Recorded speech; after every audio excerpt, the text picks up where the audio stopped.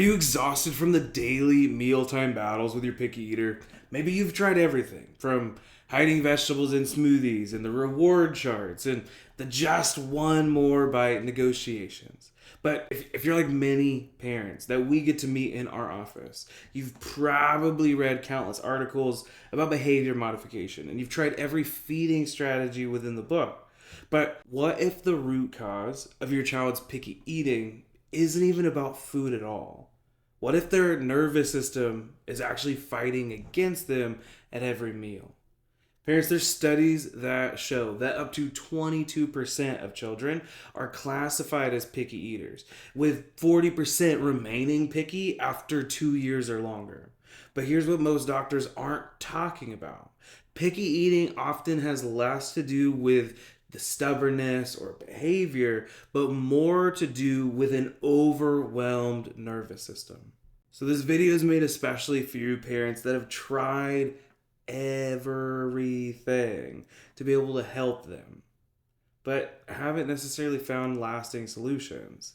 So if you're exhausted from hearing they'll grow out of it and ready to understand the real root cause, this information could change everything. We're going to be diving deep into the surprising neurological causes of picky eating and revealing why traditional approaches often fall short. And you're going to discover how the nervous system impacts food preferences, and more importantly, how neurologically focused care can transform your child's relationship with food. I want to share a cool story about a little girl named Araya. She's a little girl I've been seeing for the past 4 or 5 months or so. We're now into wellness care. So we did more of active care beginning, and now we're in wellness care. And so there were a couple things that the mom was really concerned with.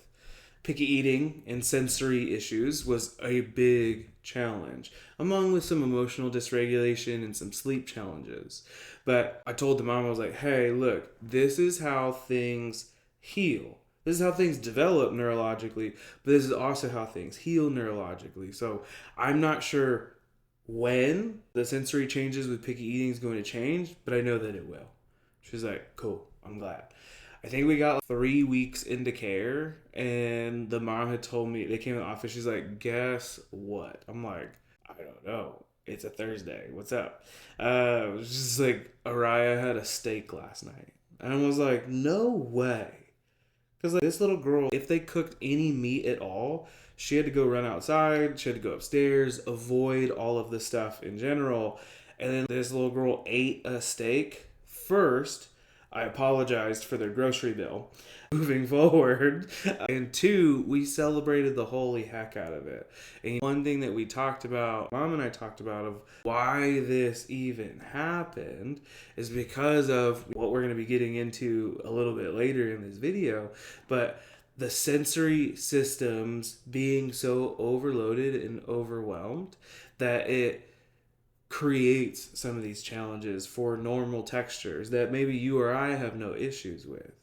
But to understand what leads to picky eating, let's break down the nervous system connection to it. So your child's picky eating likely stems from a neurological state called sympathetic dominance, where the nervous system is stuck in constant fight or flight stress mode. So this state creates sensory overload, making normal food textures and smells and tastes feel pretty overwhelming. And when our nervous system is stressed, it actually programs the brain to crave simple carbs and sugars that can be converted into fast fuel, basically. So there are 3 root causes that we see most often with picky eaters. So the first is sensory processing challenges. So stress and subluxation within our upper neck and the brainstem area create nervous system stress. Now this leads to heightened sensitivity to food textures, to temperatures, and taste. And what might seem like a normal food texture to us can feel extremely uncomfortable or even painful to our children.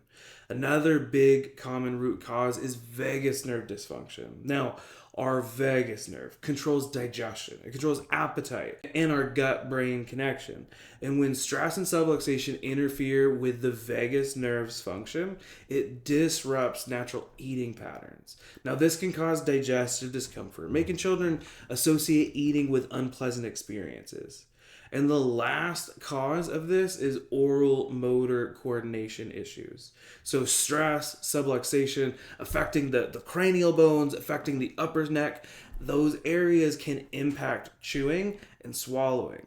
Now, this often leads children to prefer soft, simple to eat foods, the beige foods, if you will.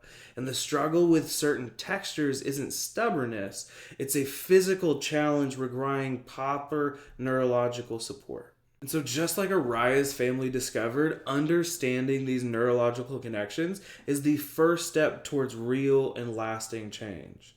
But the good news is that neurologically focused chiropractic care can help address these underlying issues, often leading to remarkable improvements in eating habits and overall well being.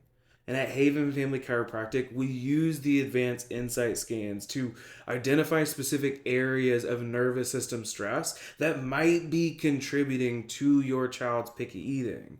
And the gentle and precise chiropractic care that we use to help restore proper nervous system function and allowing for your child's natural eating instincts to emerge. If you're ready to transform meal times from battlegrounds to ease, we are here to help you. So check the link within our bio, call our office to schedule a consult and the insight scans. Don't let another mealtime end in tears and frustration. We are here to help.